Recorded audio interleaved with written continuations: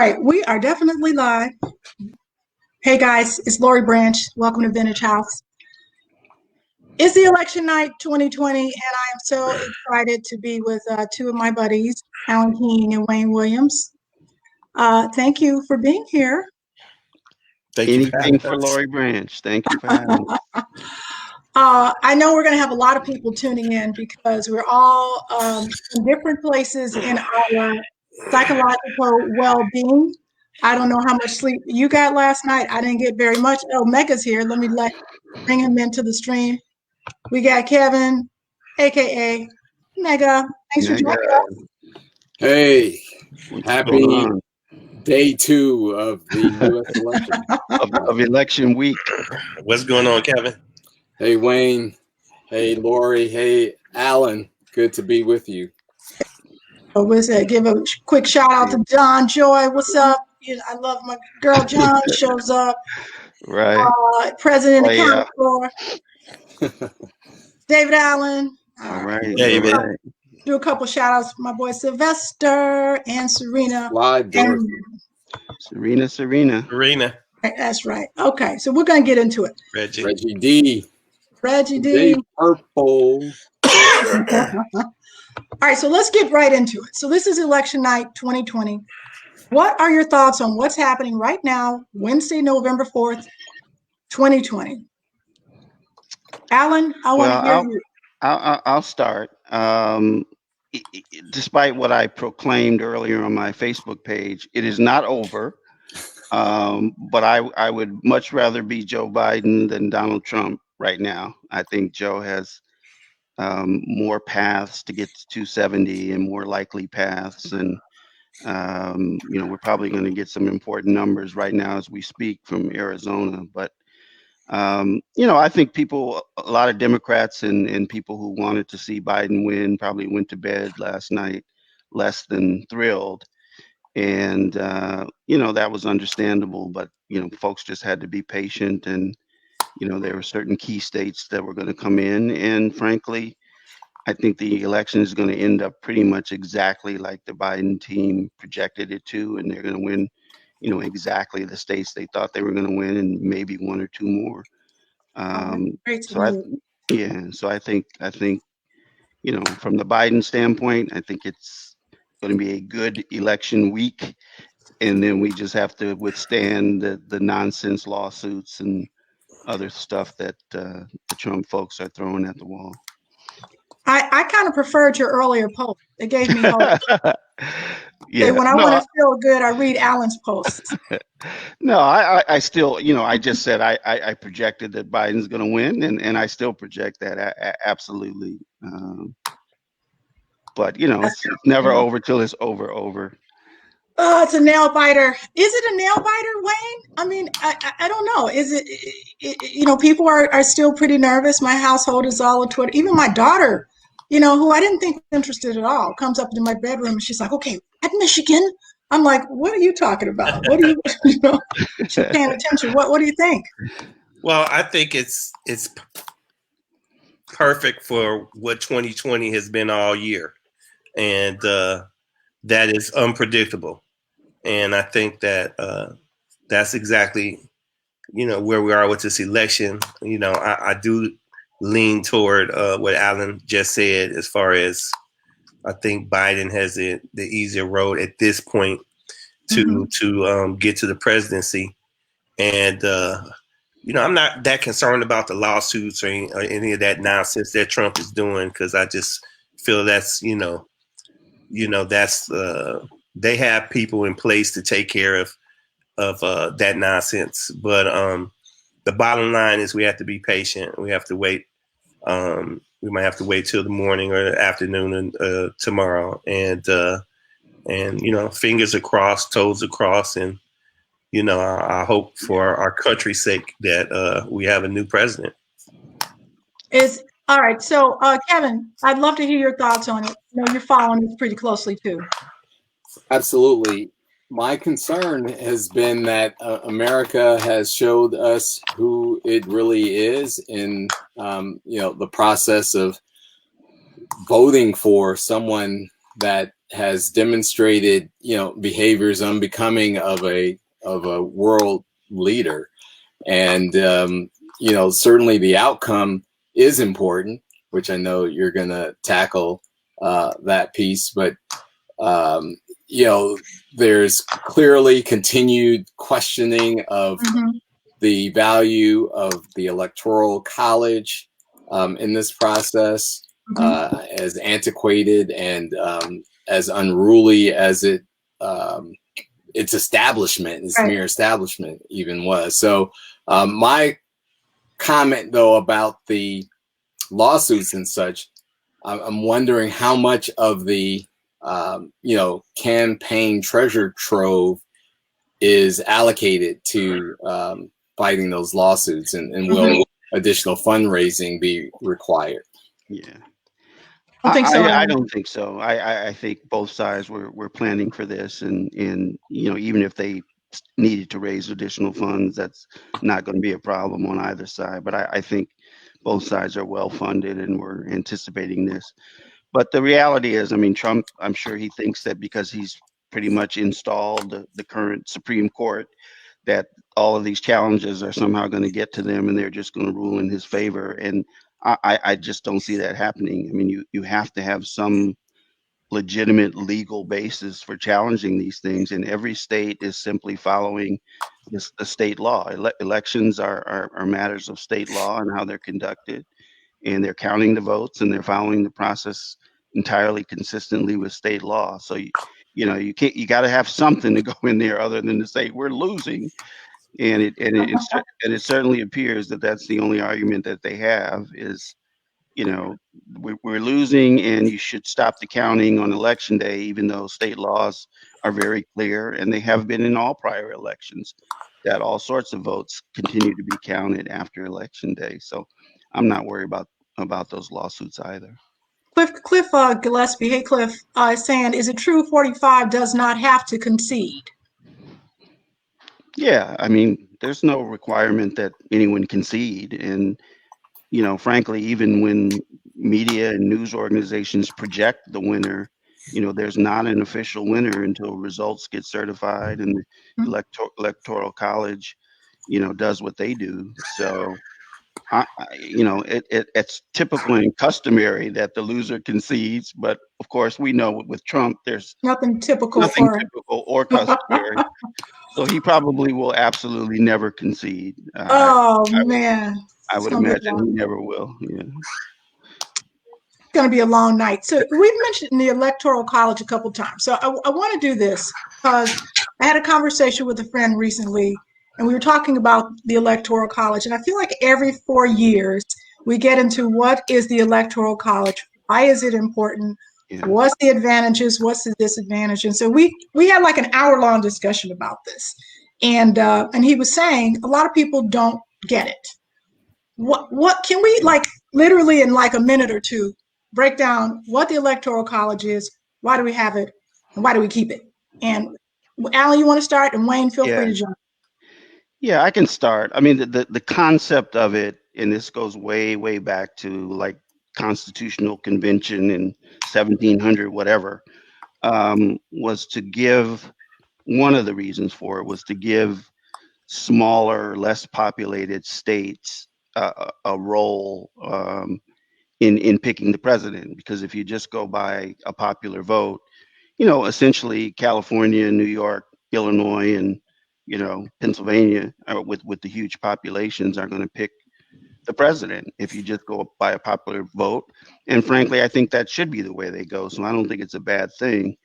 But one of the notions of the Electoral College is that every state gets some, number of electoral votes, and the number assigned to each state depends on their number of senators and representatives in the House of Representatives. So senators are flat; everybody gets 2, but the House is, varies depending on population, and it's actually one of the reasons why the census is so important, because part of that determines congressional districts and how many Congress people you get. So when people are talking about, this state or that state has 11 electoral votes, that's based on the fact that they have 2 senators and so many congressmen or women. And so I think the primary idea was to give these less populated, smaller states an opportunity to have some sway in presidential elections. I would say they have an outsized role in it. You know, when you have a state like California, yeah, there's a whole lot of electoral votes, but you know, maybe there should be even more given the population there. So I understand it conceptually, but you know, in this day and age, I think the popular vote. I mean, that's the way most countries do it. You win you get more votes than the other guy, or you don't. Yeah. And I think Well, that's the way it should be. But back then, and also back then, you know, I mean, there weren't 50 states either, you know. So, you know, I think that it was, Alan's right. It was a time when, you know, they just wanted to make sure a state with a lot less less population was still in the political, you know, they counted, or they had a vote, they had a, you know, a say. And but you know, we've outgrown that. You know, we've outgrown it. And I think that then definitely, I feel there definitely needs to be something different now. I mean, obviously times have changed from when did that electoral college, Alan, when did that first take place? Do you know? I think like 17 something, Yeah. like Yeah, shortly yeah. after Around the first- the founding of the country, there was a Exactly. constitutional convention. So Yeah. yeah, and I was just going to Go say ahead, to Alan. your point of how times have changed. Mhm. At the time, Black folks couldn't vote, women Right. couldn't even vote. That's what I was about to say. So yeah, I mean it's a whole different thing now that we're sticking to this antiquated system. Yeah, absolutely. Do you see, you know, people talk about slavery as it relates to the electoral college. You know, I've read that, you know, many of those smaller states in the beginning were slaveholding states where there were fewer people who could vote, who were counted as people, quite frankly. So it depressed their senses. And that was one of the motivators for having this system in the first place. Your thoughts? I think that's right. I mean, I've heard that in you know, some of those southern and smaller states or colonies or whatever they were at the time. You know, it was sort of a trick bag. If you know, let it be the popular vote, then the only way that they were going to have the, you know, real power in the people in their state voting would be to, you know, count the slaves and allow them to vote. And of course, they were never going to do Wasn't that. going to do that. They No. weren't going to do that. So yeah, I've certainly heard that was part of the compromise. And again, it's just an example of things that we have outgrown. I mean, you know, the slavery was a factor there. You know, women, you know, by and large could not vote for a long time, even after that. Yeah. There's And- a Go ahead, Kevin. there's a great article from the Atlantic of it was 2019, about November 17th, 2019, that talks about the Electoral College's racist origins in that context of, you know, it was really architected to empower those, you know, southern states who were embedded in the industry of slavery, and you know, the preservation of that industry was their core goal, along with political power. Yeah.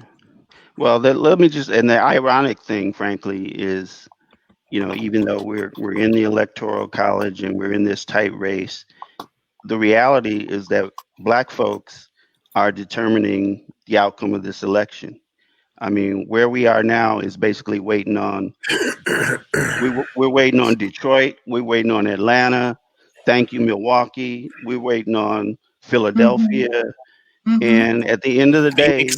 Waiting on Phoenix. Yeah, Phoenix. I mean, at the end of the day, Right. however you slice it, Black people are deciding the outcome of this presidency under the election. Yeah. Waiting on Phoenix Las came Vegas. in. Phoenix just came come in. in. Looks Breaking like news. Yeah, is it? Arizona, 52% of the vote for Biden, 47 for Trump. Awesome. Awesome.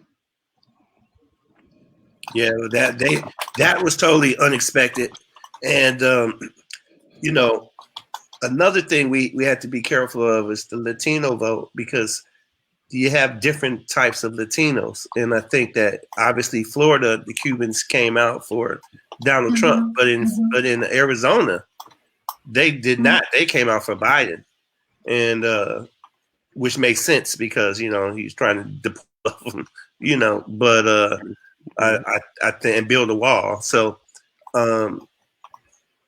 it's very the landscape has changed to some degree, and I know Kevin kind of started off kind of understanding like a lot of Democrats, and my Democrat friends are a little concerned. They're not concerned. I think they're shocked. Some are upset that the race is even this close, right? And but I guess maybe because I'm an independent, I have a different viewpoint, and Let's hear it, Wayne. What? Tell us about your viewpoint as an independent. I think it's I know a lot of Trump supporters as well, and quite frankly, I feel that they have been conned, they have been bamboozled, right? Literally, and I think that just like people are conned every day, Lori. Who's been conned though? You said Democrats or Republicans? Who's been conned? No, Trump supporters. Trump supporters, got it. They've been conned, and just like if you see something on TV or in your social media that people get conned every day, right? So I see a lot of people getting upset with them, right? I kind of have a different viewpoint. My viewpoint is that I just feel they've been bamboozled and conned, and I think that I think you have to pray for them and communicate with them and try and get them to understand. But a lot of times they're not, because they have totally been brainwashed by news channel, Fox News Channel, as well as the the talking points from those people and their constituents, the Trump people.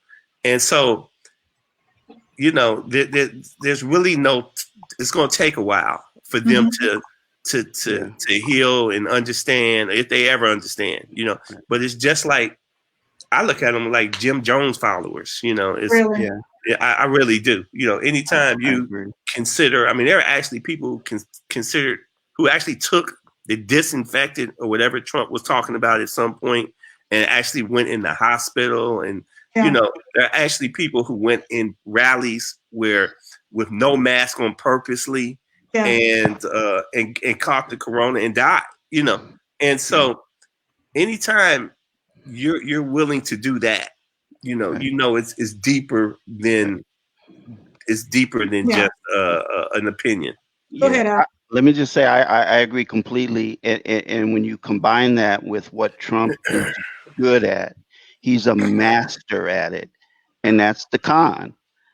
He's a salesman, and people that are susceptible to those messages, it's easy to con. For example, the Cubans went overwhelmingly for Trump in Miami, and I can't think of a Democrat probably on the planet that is less of a socialist or a communist than Joe Biden. But Trump just flew down there a couple times and told the Cubans that Joe Biden's a socialist and a communist, and it was a wrap. So, these people are being conned and fed ridiculously false information by Fox News and by this president, that it's almost amazing to see that's all it took, Do you think that's all it took, though? I feel like this has been slow building for many years. Craig Loftus and I got a conversation about this, like sort of when people switch from one party to the other. We went all the way back, but this has been building for a long time. This association with the power, and that the power is Republicans and the Democrats represent something else. And so as a Black person, I'm not a Republican, but many Black people who are Republicans feel like it's association with power. You know, it's not about being conned. It's that these people promote independence, hard work, power. You know, talk a little bit about that framing. And that seems to be attracting Cubans for many reasons, and many Asians, many South Asians specifically, you know, that they want to distance themselves from something that looks like it supports Black people, or that it supports poor people, Well, or that it supports people who are not powerful. What do you? well, Lori, you know, Go you ahead, have to take into effect a lot of these countries. A lot of these people have come from countries from dictators and socialists, where they actually ran away from got away from the socialist dictators of, you know, Venezuela, Cuba, communist China, wherever they're from, right? And so, I mean, that's a deep thing. And so anything connecting them with the horrors of those things, that's a big deal. That's a big deal. And so it's a fear tactic that Trump used and Republicans use, because they're in it together, obviously. And the social media, and Russians too, probably, you know, and they use this to scare these people and to get them to think. I mean, come on, America has never voted socialist in our entire history as a country. So, you know, but these people believe in that is so ridiculous to us. But you have to understand, fear is a dangerous weapon. Yeah, it's an effective weapon. And an effective weapon, absolutely. And then they have the same playbook. If you say it over and over and over and put it out there as many times as you can, people are going to actually believe it, you know. I want to jump into this. You know, I was on the Facebook feed the other day, and by the way, my kid has limited me to 10 minutes a day, which is really hard. She's got a timer on my phone that says, time's up. Get off Facebook. Good for her. It's helping me. I'm reading more. But I want to, David Allen said they weren't crying about socialism when they got that $1,200. That's right, David. Right, exactly. But one of the things that I saw in too many places was that it doesn't matter. And I immediately thought Russian trolls in Uganda are like creating these stories to make Black people think it doesn't matter so that they don't vote.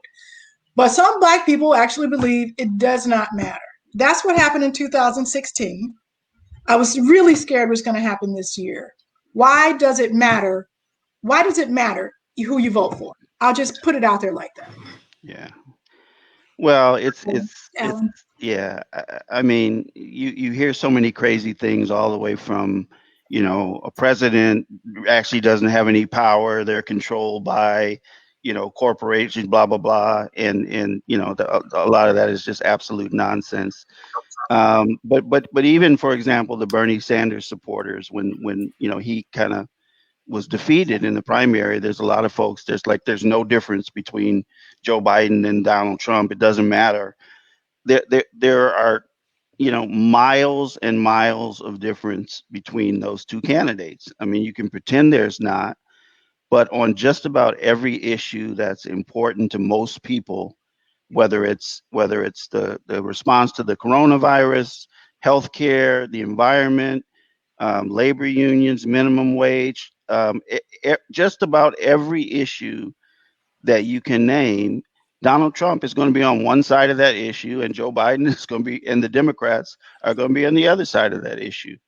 So, you know, there are challenges about whether things can get fixed, and, you know, legislation can get passed when the Congress is in the hands of the other party.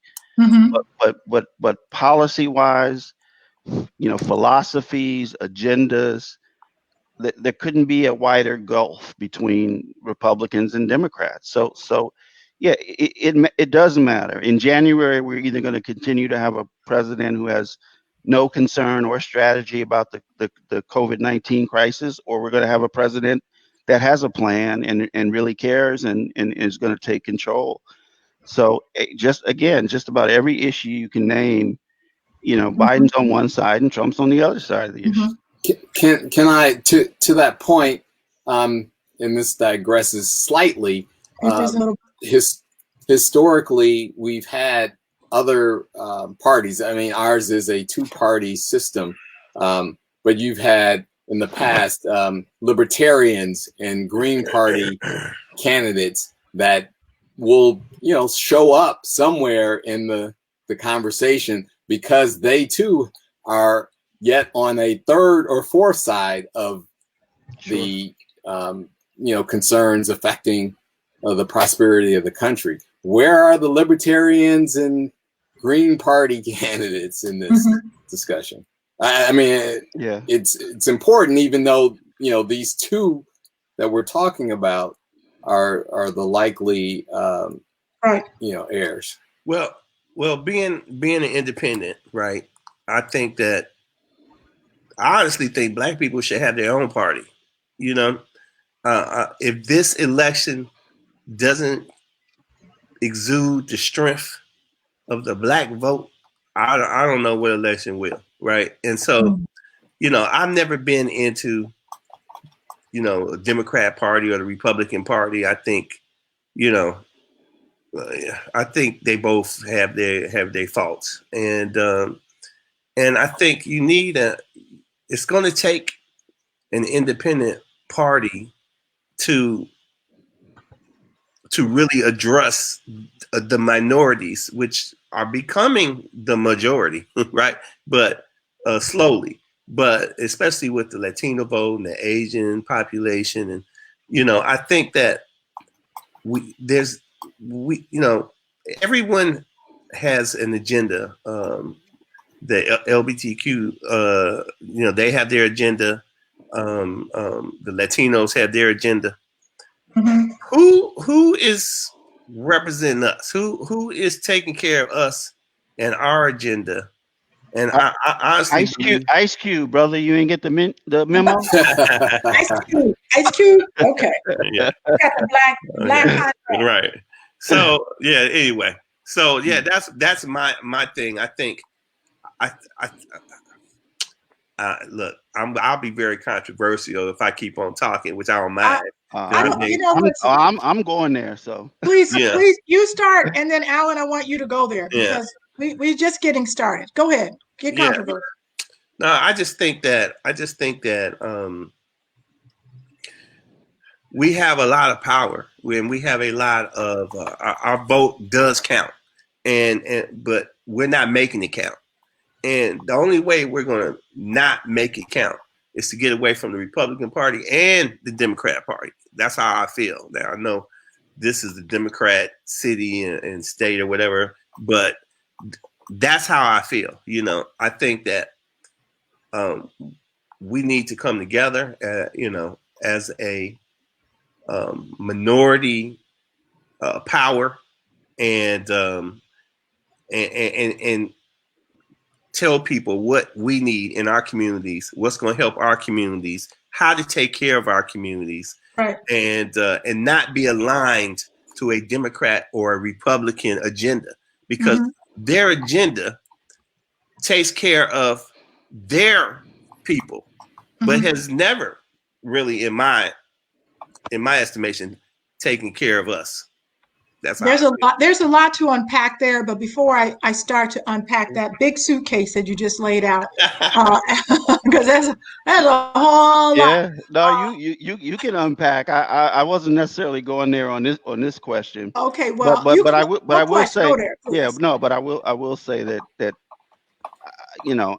we might get to a point where we have the numbers in this country to have our own party.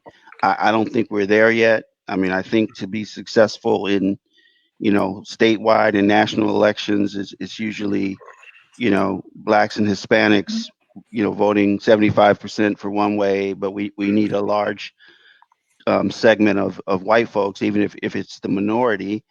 And, that's one of the saddest things about this election tonight. I mean, at the end of the day, it's still going to be that the majority of white people in America voted for Donald Trump. And there's a whole lot to unpack about that. I mean, in the middle of a pandemic, with hundreds of thousands of people dead, losing their jobs, losing their health insurance, the economy in the dumpster. Why is the majority of white people in this country still voting for Donald Trump? That is a good question. Yeah. Go ahead, Alan. No, Sorry. and part of it is the bamboozled factor that Wayne talked about earlier. But I have absolutely no hesitancy in saying that a large part of that is about race. It just simply is. I mean, you can come up with other excuses of why you're supporting this guy, but in my estimation, if you boil down everything about why people are attracted to Donald Trump, the majority, even if they won't admit it, of white folks that support Donald Trump, they support him because what he stands for is someone who is protecting and defending whiteness. That's what he's doing in America. Yeah. Whether it's the brown people at the border, the black people, football players on their knees, the black people marching for social justice and equity. He is on the wrong side of all of those issues from our perspective. He is what he is doing is he is their champion, defending and promoting whiteness in a white country, and whether they want to admit it or not, that's in my estimation the major draw to Donald Trump. Well, we've got to change that. We have to change the minds and hearts of people, because that is something that's not going to go away easily. I mean, it's been that way since the beginning of the founding of this country. Donald Trump, had dog whistles that pulled people out of the closet because they had 8 years of shock. But this is crippling. Racism, caste system, however you want to describe it, is crippling our nation. And this is just an example of it. And I think that people, Isabel Wilkerson, who just released the book Caste, I highly recommend it if people haven't heard about it. There's a podcast. Oprah Winfrey does 8 episodes on it. But it's really good because she talks about that the caste, that we're in a caste system, much like India or Germany, who she compares it to. And Black people we're meant to be at the bottom of that. And so why would somebody want to give up a caste when they are the dominant culture? Why would they want to give that up?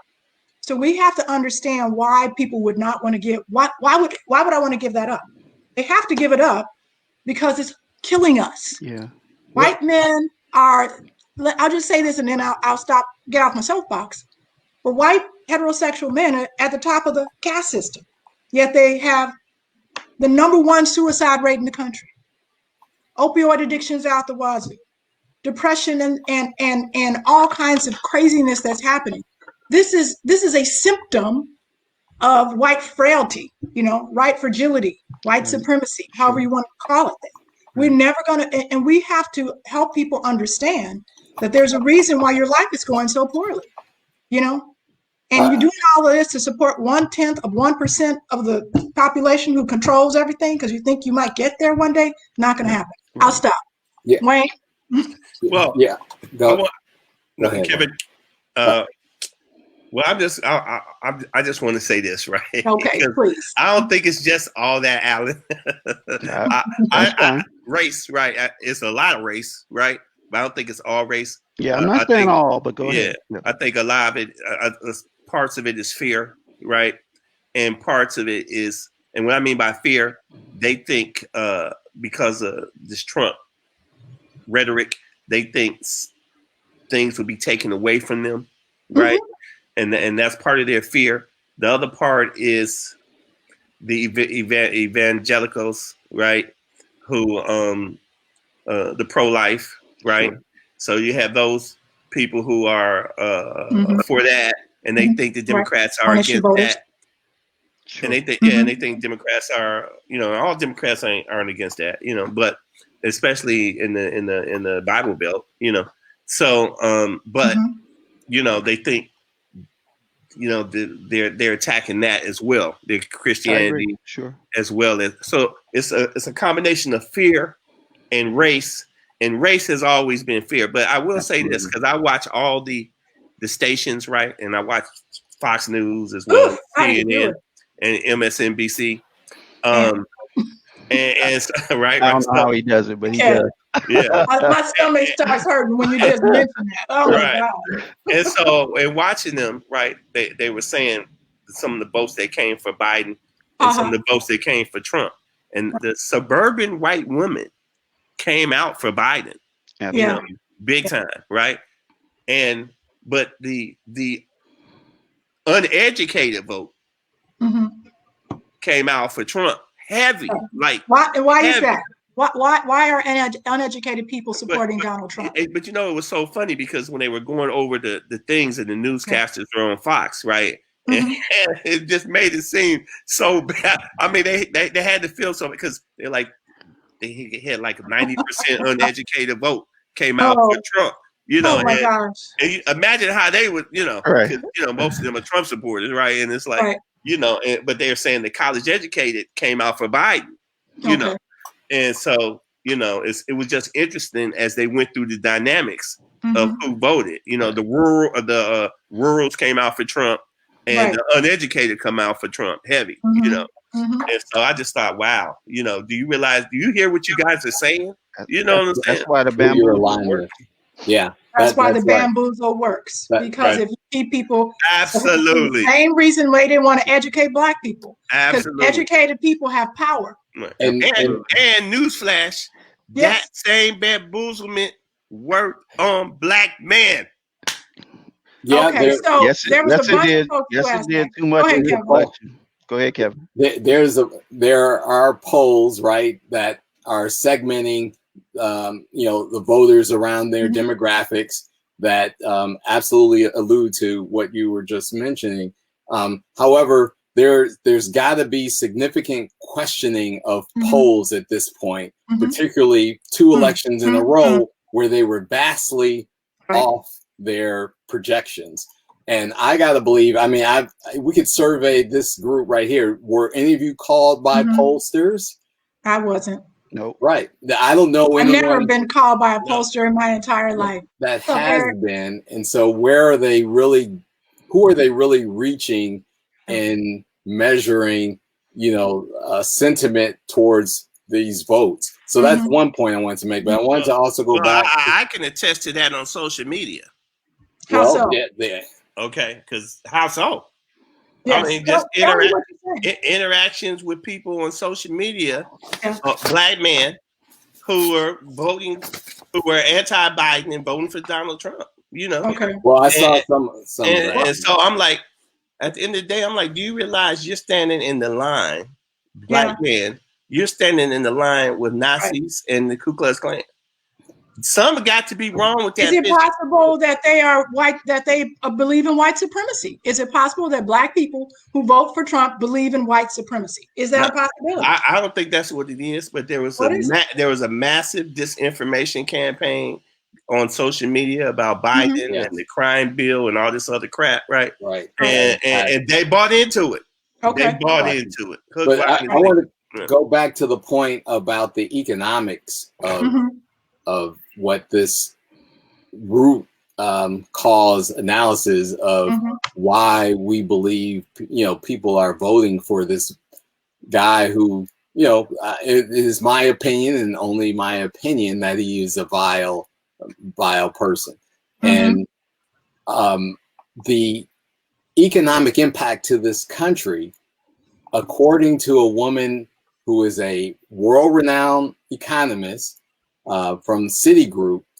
Her name is Dana Peterson, and Dana Peterson wrote a 104-page report along with some of her colleagues from Citibank that found that the cost of racism and racial bias in this country is costing this country $16 trillion since the last since the beginning of the why has that happened, Kevin? What does that mean? It means that the opportunity cost as well as real cost of not allowing for racial equity in employment in business opportunities and other, transactions and trade would ultimately impact this country's gross domestic product from earning an additional $16 trillion Right. on top That's of my what point. But you've proven my point, which is that it's crippling us. It's crippling That's us. exactly right. I think about it like this. I think that racism, casteism, whatever you want to call it, white supremacy, is like for white people who believe that they are superior, it's like eating a Twinkies for breakfast, lunch, and dinner. It feels good, but your teeth are going to fall out and your insides are going to rot. And you will suffer because you've done that. And if we got, that's what I'm saying. We got to get into the hearts and minds of people to understand that this is not about you helping Black people. It's about helping yourself. It's about helping your family. It's about helping this society. Yeah. Preach, Lori. Yeah. But most people don't see beyond their immediate feelings and their immediate circumstances. And the question is, how do we change it? And it's hard. I mean, with each generation, it gets a little better, and there's more, forward thinking. But when you had a Black president who was probably about the most non-threatening Black man you could possibly find on the planet, and a model non-threatening Black family in the White House, which could have been an opportunity to embrace that, and for white folks to realize that the sky is not going to fall because there's this Black family in the White House. And by and large they didn't, or a large segment of the country decided to vilify them and make up stories and so, and I say that only in the context of how do we change it and how do we make progress. And that was such an opportunity to make progress, and in some respects we did, or he wouldn't have been elected and reelected. But the folks on the other side of that equation, rather than like taking the opportunity to say, what, this is, the world is not going to end and the sky is not going to fall.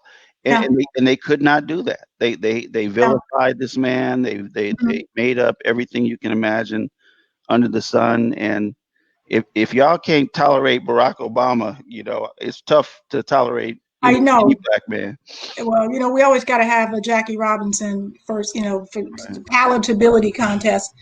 I want to let me just say real quick. This does not surprise me. This is nothing new, right? Yes. Harold Washington, absolutely. He ran for office. He won the Democratic nomination. And the white folks in Chicago, literally, who've been voting Democrat their whole entire lives, changed to Republican. Yep. And almost beat Harold Washington to be mayor of Chicago. So, right. Does this really surprise you? In fact, there was a famous racist commercial then, because he ended up running, if I'm not mistaken, he ran against Bernard Epton. Yeah, Bernard Epton. And the TV ad was simply, the tagline was, "Vote Epton before it's too late." I remember that. That was the ad. Right. That was the ad. Before it's Lori, too late. This is the funny thing, right? Black folks have been voting for white people most of our lives. Right. I can't tell you how many times we voted for that racist Daley. I can't tell you how many times we voted for him. Right. I mean, and governors, and I mean, come on, we just haven't had that many Black people run for office, right? So we mainly vote for white people. We don't think twice about it. Right. Soon as that Black man ran, the white folks went straight Republican. Well, so let me ask you this: Is it our responsibility? This is a loaded question. I'm gonna back up a little bit. This is not new to our country.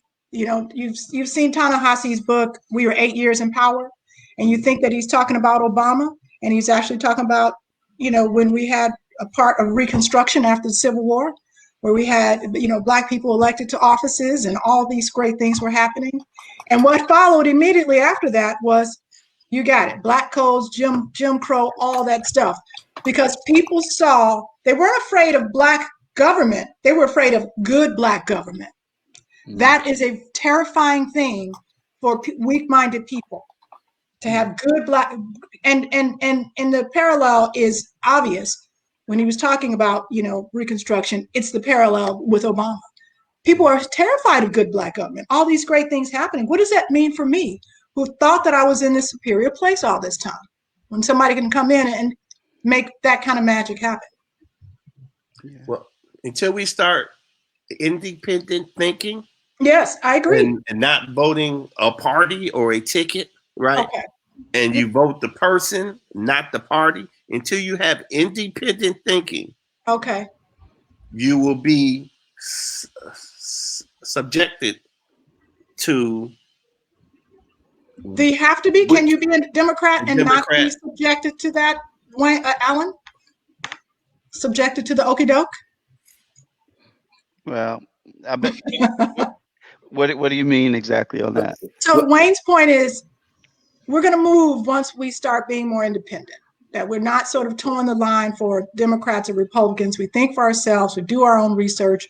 And I agree with that. Yeah. Talk about being a Democrat. I mean, everybody should be an informed voter. I mean, there's no question about that. And I think that the healthiest democracies would probably have more than just two parties. But we also have to be realistic about where we are now, which is a two-party system in this country. And I don't think it happened so much in this election, but probably a lot in the 2016 election. That people have to understand. If you're voting for a Green Party candidate, you may feel good about that, and but you're effectively voting for Donald Trump if the alternative is a Democrat. So I totally believe in being smart, informed voters, and it would be great if we had more than two competitive parties. But we also have to be realistic at the same time and not throw our votes away. Right. And what I was going to ask was, which comes first, right? The ability to think independently and not be sort of wooed by some false promises of these mega parties, if you will, excuse the pun, or do we have to have the right leader emerge that is thinking along the lines of breaking out of the boxes that the politicos operate in? Yeah, I think that right leader has to emerge, and arguably that was Bernie Sanders. I mean, maybe he has a big enough movement to step in a certain direction and be something other than a Democrat. Now, I don't think he can win, and I think the last two elections have proven that he's not going to win. And I know Wayne shaking his head because he's a socialist, will never win in America. He's going to say that because we don't know what socialism is. Right, but there is at least a large following with some traction for Bernie Sanders, unlike these other Green Party and all this other nonsense that we hear about. Well, one of my problems with Bernie Sanders was, always, being who he is and having his Bernie bros, but at the same time wanting to take advantage of the Democratic Party and our processes and he won't even call himself a Democrat, but he wants full support, equal treatment from the Democratic Party. So, I only say that, I don't think that party could be successful, but that's the closest thing that I can think of in modern politics. If he was to step in one direction and call himself the Bernie Party, it has some traction. He's got quite a number of followers, but that's the closest thing that could come to a viable third party at this point. I mean, if people truly understood socialism, that's what, Right. maybe he calls himself a democratic socialist. And listen, if you want to understand how much of our life is already socialized, Right. look up Eugene Debs, Eugene Debs. Just Google him, read about him, because he was a socialist. And when he was run, people thought he was crazy. And guess what? A bunch of stuff that he did is we're experiencing right now. So we already got half socialist stuff happening now. Absolutely. I'm not opposed to it. I'm not opposed to socialism. I'm not opposed to any form of government that's going to raise people up. But I agree with you, Wayne. We have to be smart. We've got to read. We've got to research, and we've got to think for ourselves. Now, that's not. Now, I want to pivot a little bit because Black people overwhelmingly support Democrats, right? Today. But this less so. I saw a lot of comments earlier on the thread that more Black people voted for Trump, both women and men. 8% of Black women. I think it was double the amount of Black men. So a lot of Black people voted for Trump. What are your thoughts on Black people moving away from the Democratic Party but going to Trump? Not independent, but sort of making that leap. Wayne? So here I go.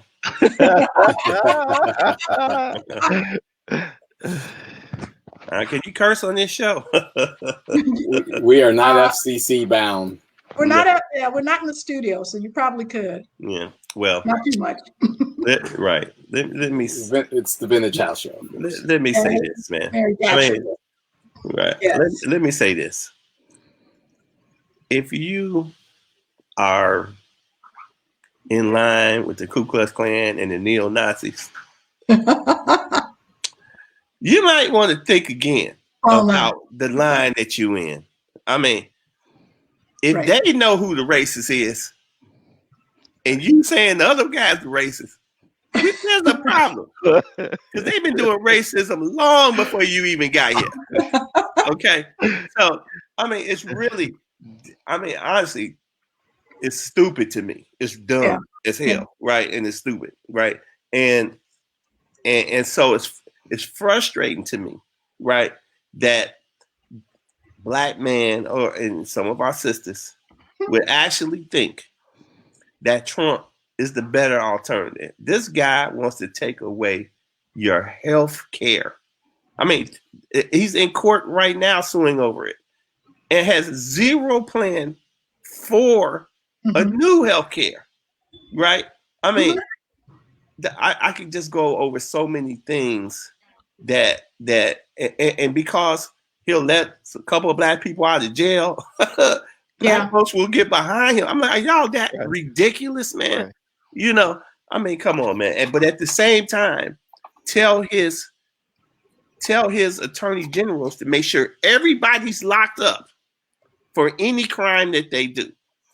Literally send that out, and say he's the law and order guy. But they feel like, oh, he's gonna be good to Black folks. Donald Trump, man, are you kidding me?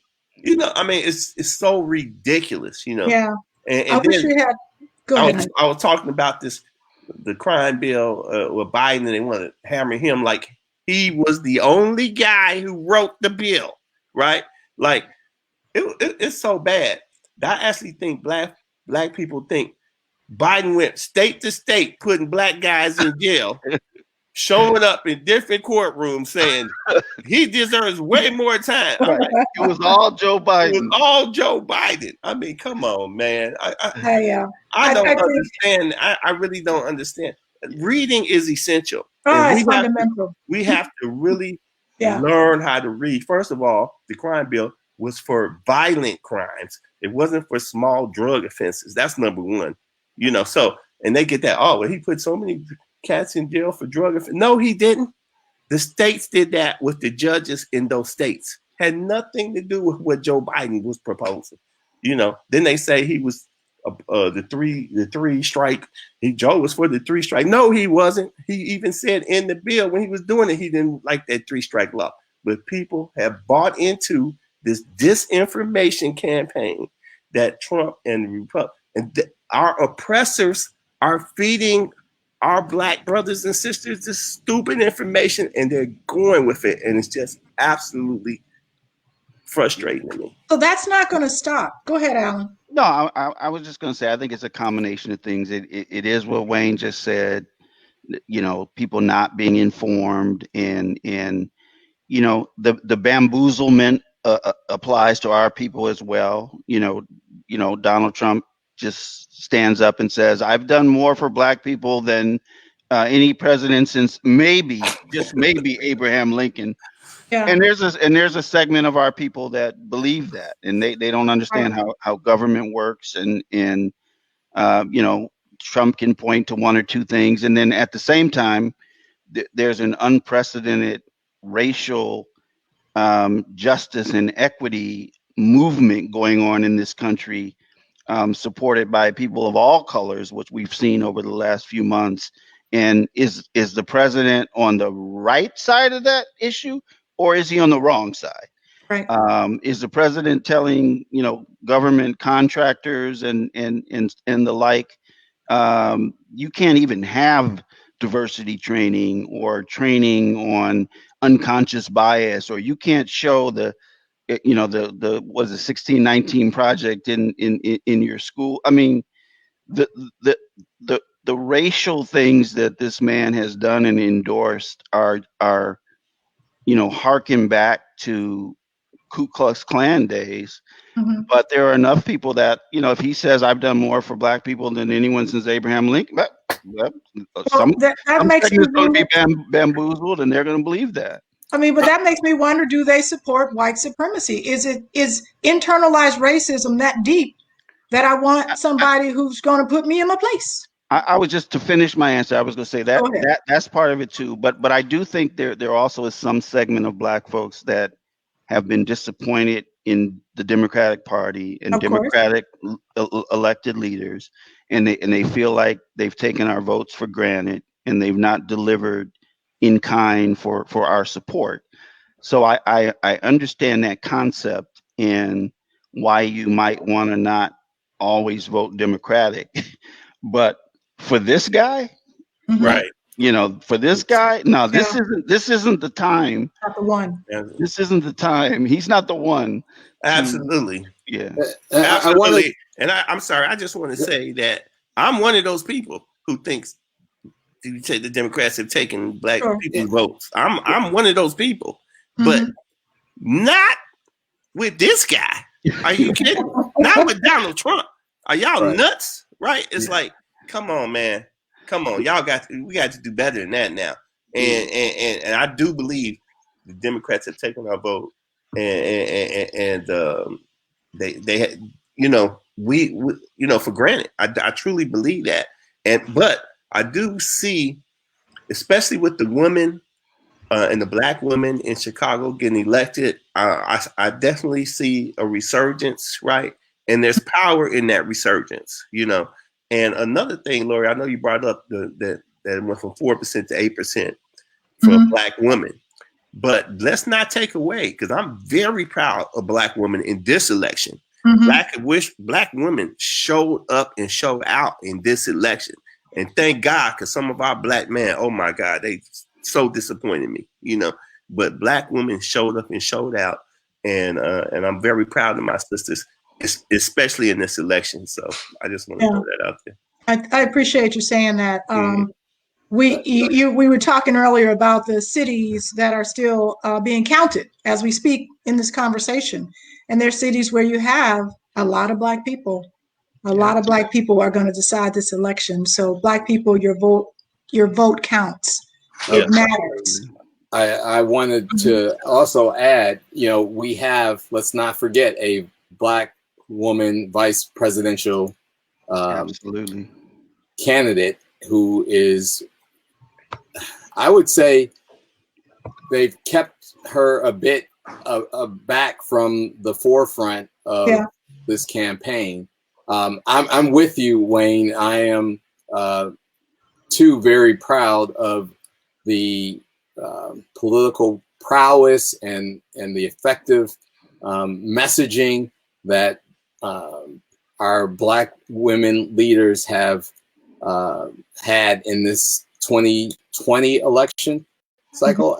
I feel that there were some questions, right, that emerged when Kamala Harris was selected as the vice presidential candidate that were similar to, what was outlined around what was fact versus what was, the prescribed narrative about the impact. And one of the things that we all spend a lot of time, although Lori, you're weaning yourself off of social media, but the point that was made earlier about the disinformation that gets perpetuated, social media has a lot to do with that. Absolutely. People have become very accustomed to digesting small chunks of information. And so it's very easy to consume disinformation because it's encapsulated in a very small chunk. And rather than and just keep scrolling, it's an addiction, people. Understanding journalistic integrity, which is that journalism is integrity of information dissemination. Social media is the flailing of information. And so we're also in this election cycle and in the previous one and others, somewhat victims, right, of what social media does in terms of minimizing our thinking and our ability to get deep and clear and robust insights. So I just wanted to make that point about what we're up against here. I'm not opposed to social media. Look, I love it just like everyone else. I think that what I'm opposed to is the sort of the absence of critical thinking. Is that we're kind of losing our ability to do that. And that might have been a little bit easier when we didn't have all this information coming at us so fast. Because it is easy to just flip and, whatever, you don't check sources, what have you. So let's talk about what's next. So what now? Let's pray we're going to get a Biden presidency. Okay, someone's saying he might be a one-term president. Let's not get too far ahead of ourselves, Othia. But we get a Biden presidency. What now? What can House heads do? What advice would you give? Well, it's disappointing that it looks like Democrats are not going to get control of the Senate. So, no matter who the president is, there are limitations on what you can do when you have trouble passing legislation. I'd like to believe, even though Barack should not have been a polarizing figure, but half of the country saw him as a polarizing figure, and at least half of the country sees Trump as a polarizing figure. I'd like to believe there's some opportunity for an old white guy like Joe Biden, not to have Republicans as rabid about doing nothing as they were before. But that might be wishful thinking. But what can House heads do? What we can all do is just continue to put pressure on our leaders and our new president and our new vice president. And you got our votes, and we carried you over the finish line. And you got to pay attention to our issues and our demands, and you figure out ways to present those and how.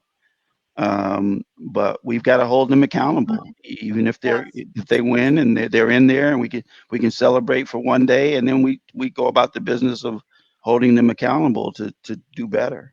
That's right. Yeah, and quite frankly, I don't care if it's Ice Cube or Lil Wayne or whoever come up with the damn plan.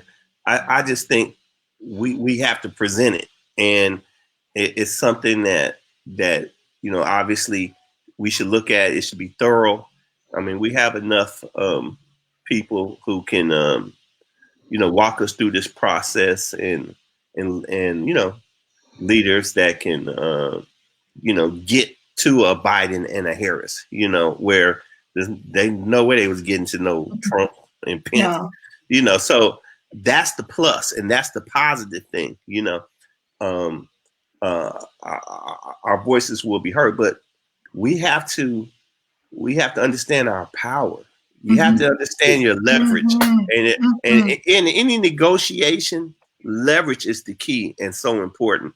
And if we haven't shown our leverage in this election, Right. we will. I mean, Right. I mean, it is what it is, you know. And so we have to take that, and we have to come together as a community and as a voting bloc and say, look, we want this, we want this, we want this, we want this, we want this. Now we're not gonna get everything, but we got to get some of that stuff, you know. And yeah, let me just say on that point in our leverage. I mean, don't forget that Joe Biden was almost toast in the Democratic primary. I mean, he was going down with the ship, and black people, period, black people in South Carolina saved his butt and turn that election around. And indeed, as Wayne is saying, you know, our sisters turned out in this general election in large part because Joe was smart enough, Joe Biden, the racist, who picked for the first time a black woman to be his vice presidential candidate, who also, by the way, decided that he would serve for 8 years, the nation's first black president, as some racist wouldn't do. But so if Joe don't understand that black people got him into the White House, you know, he has to understand that. So there is leverage, and we have to take advantage of that. I want to go back to that point of leverage. Very often, well, I don't ever see anything else in terms of messaging the movement of get out the vote, right? The vote is a portion, it's a fraction of what we as citizens, what we as people who are concerned with our well-being and prosperity have to do. We have to be engaged. We have to speak out to those that get into elected offices. There was one comment I saw pass by, you know, keep your congressmen and senators' phone numbers on speed dial. Right. Even beyond that, right now they've made it so easy. You can go to a congressman or senator's website, and there's a pre-filled template. All you have to do is put your name and number and email address in, and there's a pre-filled template that can convey, you know, what you want the stance on a particular issue to be. It has become so simple now to go beyond the vote, to make sure that the elected official is acting on your behalf. You're their constituency. They answer to you. And so I'm a big proponent of making sure we message, not just vote, but engage with your elected officials until you get, you know, either rejected or some satisfactory answer. Wayne, you said it, we're not going to get everything, but the more pressure you apply, or that leverage, as you described, the more you're going to get. That's right. That's right, Celeste. That's right, Kevin. So I have another question that's completely unrelated, and it comes from Serena, who says, Wayne, you're in the bed. Alan, you're at your office. Where's the music? Well, okay, who's about to play some music? Yeah, I think they didn't read the flyer closely. This is not a music night. It's not a music night, but I know there's music coming. Oh yeah, so, Friday and Saturday. Wayne on Friday and Saturday.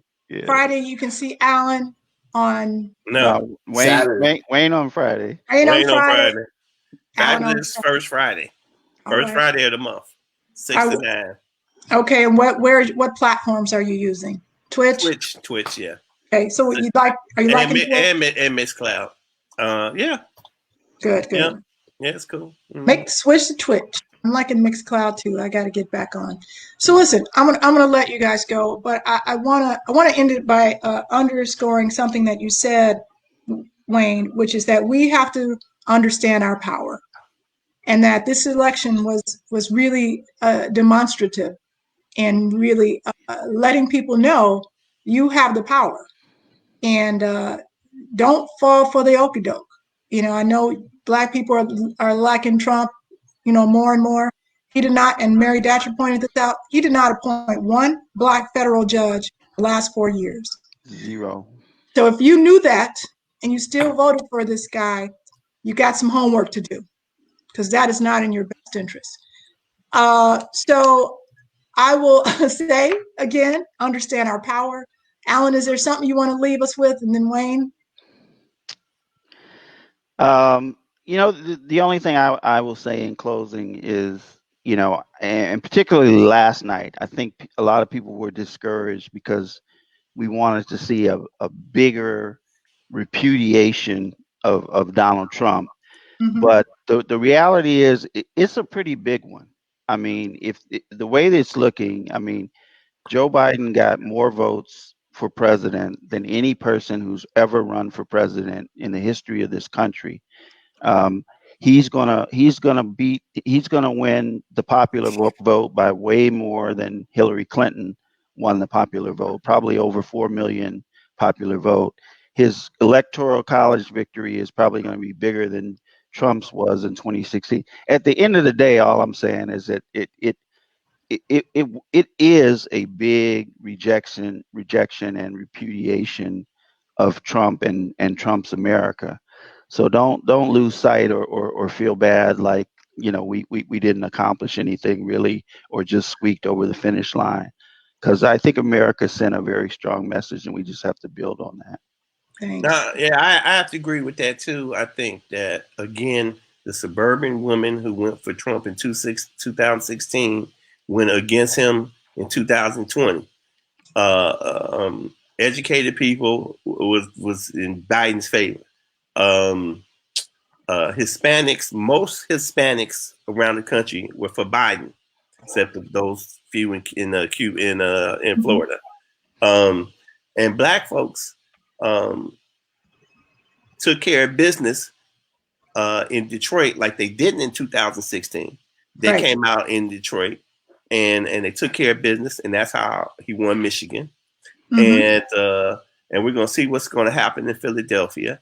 And in Phoenix, there's a big, obviously Black vote. And Mhm. Atlanta, there's going to be a big Black vote as well. So we've come out in a lot of these major cities around the country and have showed up and showed out. And we should be very proud of this election. And not only that, young people came out in this election as well. And they came out and showed out too. So, I think that what the surprise is, I think, for some people is that a lot of Trump's people came out, because he had more people came out in this election than the last election. Yeah. But they weren't expecting all those people that came out on our side as well. I mean, it was historical voting, and I think we should be very proud of what's going on and what's happening, and we're gonna keep our fingers crossed. Democracy was certainly empowered and enlivened by this campaign. Absolutely. And that is a beautiful thing. Silver lining.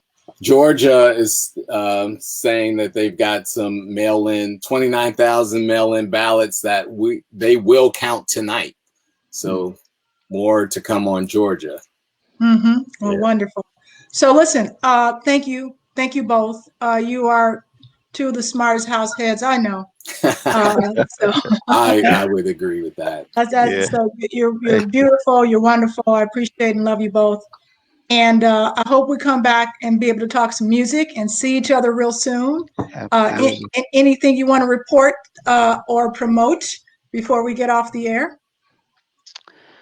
Well, I do my Saturday Night Live show on Twitch every Saturday night, 8 p.m.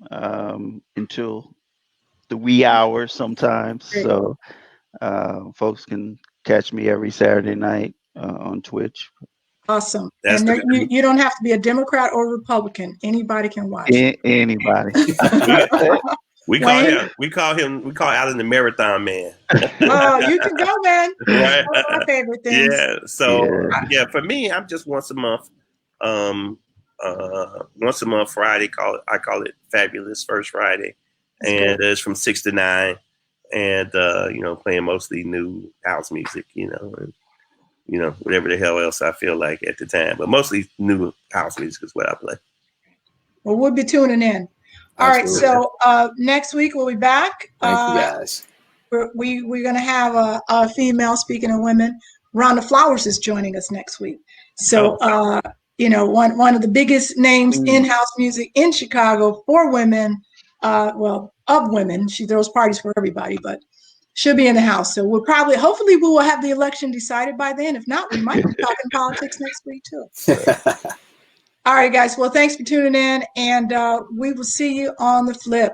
Take care, everybody. All right. Thanks, Lori. Peace. All right. Thanks, Kevin. Bye-bye. All right, Take care. Wayne, Alan, All Lori, right, buddy. be well. Too. Take care, guys. Bye-bye.